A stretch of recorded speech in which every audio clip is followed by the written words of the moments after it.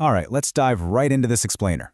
We're going to demystify some incredibly complex financial and philosophical frameworks to help you truly balance risk and reward. Because, let's face it, the ultimate goal here is to maximize your upside without accidentally hitting catastrophic ruin. But before we even look at the roadmap, I want you to consider a pretty profound thought on risk from Nassim Nicholas Taleb.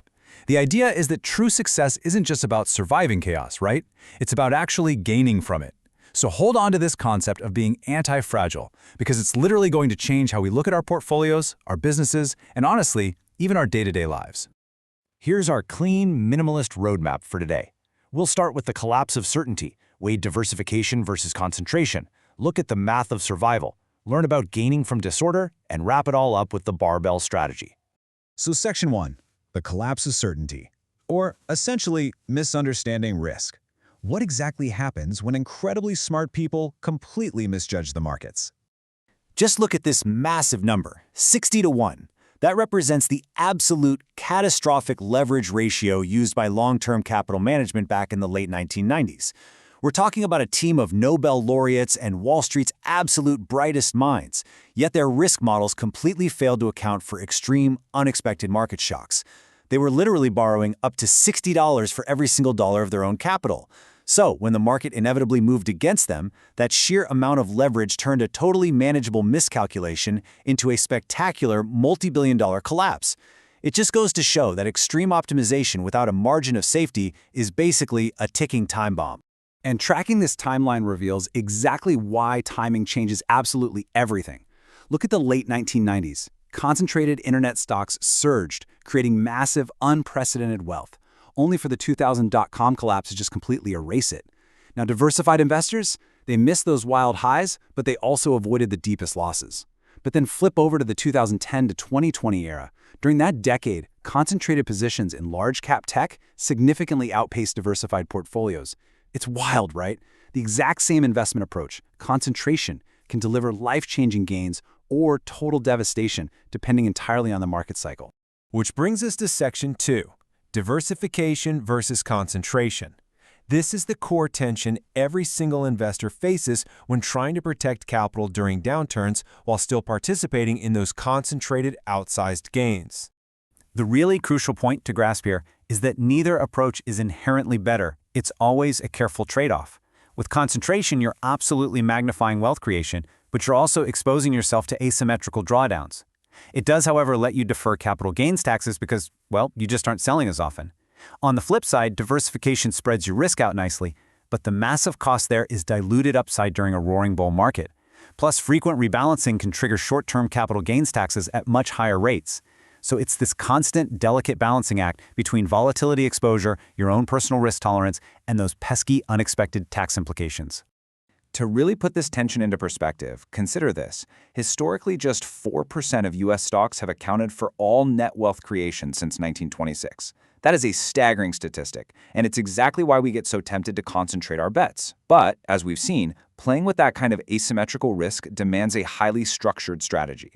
To soften the downsides of diversification, a lot of investors rely on tax loss harvesting, basically selling off the losers to offset the taxes on the big winners. And today, we even have modern AI tools that can simulate extreme stress conditions. Think a 30% market drop or a sudden inflation shock. This lets you preview exactly how your specific mix of concentration and diversification will actually hold up, way before you commit any real capital. All right, moving on to Section 3, the math of survival. This is where we replace gut-based guessing with objective probability theory. Enter the Kelly criterion. Formulated by John Kelly at Bell Labs way back in 1956, this isn't just some arbitrary utility function, and it's definitely not just a gambling trick. It is the objectively optimal way to invest and size your positions. It mathematically maximizes your geometric long-term growth rate while explicitly driving the statistical risk of going completely broke to strictly zero. So let's break down how this actually works. The formula balances three key variables to tell you exactly what percentage of your portfolio you should allocate. First, you need to know your edge, which is your expected return per dollar risked. Then you need your odds. That's the probability that your thesis is actually going to be correct. And crucially, it factors in variance, or the inherent volatility of the asset. Basically, higher volatility stocks get smaller allocations, even if they have incredibly high expected returns. By carefully balancing these variables, the Kelly formula precisely dictates how much capital you can risk to maximize your growth without blowing up your entire account. Now, you might be sitting there wondering, if the math absolutely guarantees optimal geometric growth, why shouldn't we just blindly bet the absolute maximum percentage the formula suggests every single time? Well, the answer is simple: human error. Because our estimates of edge and probability are, frankly, rarely ever perfect. Betting the full Kelly amount can lead to violently volatile swings in your portfolio. And that is exactly why professional investors size down to what's known as a half Kelly or even a quarter Kelly approach. Betting just a fraction of that mathematically optimal size still preserves your compounding advantage, but it significantly reduces your drawdowns. It essentially accounts for the uncertainty in your own probability estimates, clipping your downside and ensuring you actually stay in the game long enough for that mathematical compounding to work its magic. Let's evolve our thinking a bit in Section 4, Gaining from Disorder. We're going to use Nassim Taleb's framework for how to actually thrive amidst chaos. What we're looking at here is the core triad of risk. Over on the left, we have the fragile. These are systems totally harmed by volatility, like the over-leveraged long-term capital management we talked about a few minutes ago. Then, in the middle, we have the robust. These resist stress and just stay exactly the same, kind of like a large rock. But the ultimate goal is way over on the right, the anti-fragile. These are systems that actually require and benefit from volatility.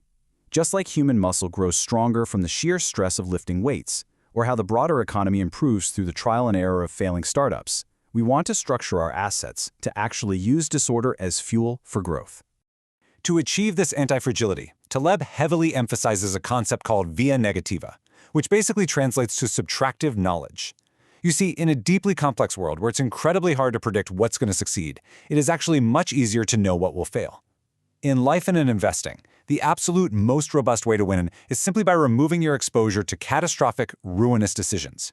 You don't always need to try and add brilliant new strategies. Sometimes you just need to aggressively subtract the stupid ones. Building on that idea, here are the core principles to actually make yourself anti-fragile. First up is optionality. This means positioning yourself so that a totally random black swan event actually benefits you. Second, skin in the game, ensuring that the people making the big decisions actually bear the financial consequences of their actions. This naturally prevents a ton of systemic fragility. Third is random tinkering, so making lots of small, highly survivable mistakes to eventually discover huge innovations. And finally, asymmetry. Always seeking out situations where your downside is strictly capped, but your upside is virtually limitless. And that brings us right to our final section, Section 5, the barbell strategy. So how do we practically apply all these mathematical and philosophical concepts to our own capital? Taleb proposes this really fascinating bimodal allocation. You'll notice right away that there is absolutely nothing in the middle. The strategy completely avoids that medium-risk middle ground. Instead, you put 90% of your capital into ultra-safe, robust investments, things that literally cannot be wiped out by a massive market crash. Then, that remaining 10%, that is placed in highly speculative, hyper-aggressive bets that carry massive asymmetrical upside. This beautifully elegant setup is essentially the physical embodiment of anti-fragility. You are combining extreme paranoia on one end to completely clip your downside, with extreme aggressiveness on the other end to maintain total upside optionality. Think about it. If your speculative bets go to absolute zero, you only lose 10%. You survive. But if just one of those speculative bets hits a positive black swan event, your overall portfolio explodes in value. Your losses are mathematically floored, while your exposure to unpredictable growth remains completely uncapped. As we wrap up this explainer, I want to leave you with this provocative thought to really challenge how you view uncertainty going forward. Because look, chaos isn't going anywhere. Market crashes, massive technological disruptions, and totally unexpected life events are pretty much guaranteed. So when you look at your own portfolio, your business, or even your big life decisions, are you just hoping to scrape by and survive the next shock? Or are you going to use the math of the Kelly criterion and the philosophy of anti-fragility to structurally position yourself to actually gain from the disorder? Think about it. Thanks so much for joining me on this deep dive, and keep learning.